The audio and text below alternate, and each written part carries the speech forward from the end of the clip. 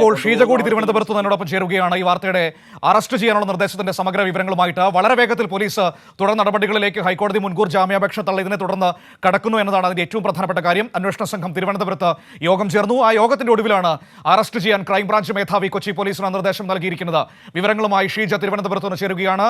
ഷീജ, സിദ്ദിഖിന്റെ അറസ്റ്റിലേക്ക് എത്രയും വേഗം കടക്കാനാണ് ഇപ്പോൾ ക്രൈംബ്രാഞ്ച് മേധാവി പറഞ്ഞിരിക്കുന്നത്. തിരുവനന്തപുരത്ത് യോഗം ചേരുകയും ഹൈക്കോടതി മുൻകൂർ ജാമ്യം തള്ളിയതിന്റെ പശ്ചാത്തലത്തിൽ സാഹചര്യം വിലയിരുത്തുകയും ചെയ്തു. അതിന്റെ അടിസ്ഥാനത്തിലാണ് തീരുമാനത്തിലേക്ക് വന്നിരിക്കുന്നത്.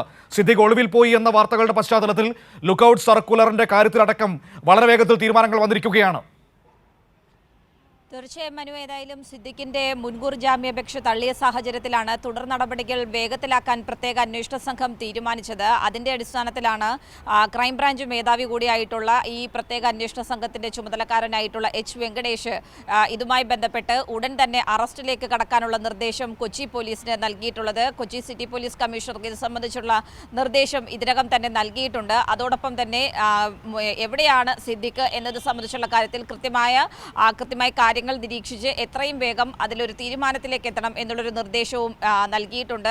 ഏതായാലും നേരത്തെ തന്നെ ഇതുമായി ബന്ധപ്പെട്ടുകൊണ്ട് ഏതെങ്കിലും തരത്തിൽ, അതായത് ഈ ഒരു മുൻകൂർ ജാമ്യാപേക്ഷ തള്ളുകയാണെങ്കിൽ ഉടൻ തന്നെ സുപ്രീം കോടതിയെ സമീപിക്കാനുള്ളൊരു സാഹചര്യം അത് നിലനിൽക്കുന്നുണ്ട്. അത് ഒരിക്കലും സിദ്ദിഖിന്റെ ഭാഗത്ത് നിന്ന് ഉണ്ടാകരുത്. അതിന് മുൻപ് തന്നെ അറസ്റ്റിലേക്ക് എത്തണം, അത്തരത്തിൽ അറസ്റ്റ് വേഗത്തിലാക്കണം എന്നുള്ളൊരു നിർദ്ദേശം തന്നെയാണ് പ്രത്യേക അന്വേഷണ സംഘം സ്വീകരിച്ചിരിക്കുന്നത്. അതുമായി ബന്ധപ്പെട്ടുള്ള നടപടികൾ തന്നെയാണ് നേരത്തെയും ആരംഭിച്ചിരുന്നത്. കാരണം ആദ്യഘട്ടത്തിൽ തന്നെ ഇതുമായി ബന്ധപ്പെട്ടുള്ള മൊഴിയെടുക്കൽ, പരാതിക്കാരിയുടെ മൊഴി എടുത്തതിന് തൊട്ടു പിന്നാലെ സിദ്ദിഖിന്റെ അറസ്റ്റിലേക്കായിരുന്നു, കാര്യങ്ങൾ നീക്കാനായിരുന്നു പ്രത്യേക അന്വേഷണ സംഘം തീരുമാനിച്ചിട്ടുണ്ടായിരുന്നത്. പക്ഷേ ആ ഒരു ഘട്ടത്തിലായിരുന്നു സിദ്ദിഖ് ഹൈക്കോടതിയെ മുൻകൂർ ജാമ്യാപേക്ഷയുമായി ബന്ധപ്പെട്ട് സമീപിച്ചത്.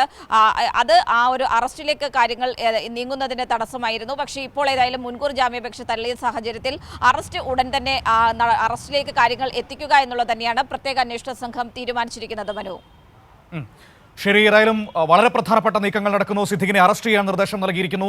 എത്രയും വേഗം അറസ്റ്റ് ചെയ്യാനാണ് ക്രൈംബ്രാഞ്ച് മേധാവി കൊച്ചി സിറ്റി പോലീസിനോട് ആവശ്യപ്പെട്ടിരിക്കുന്നത്. അതേസമയം തന്നെ ഈ നീക്കങ്ങൾക്കിടെ സിദ്ദിഖ് ഒളിവിൽ പോയിരിക്കുന്നു എന്ന വിവരങ്ങളൊക്കെയാണ് പുറത്തേക്ക് വരുന്നത്.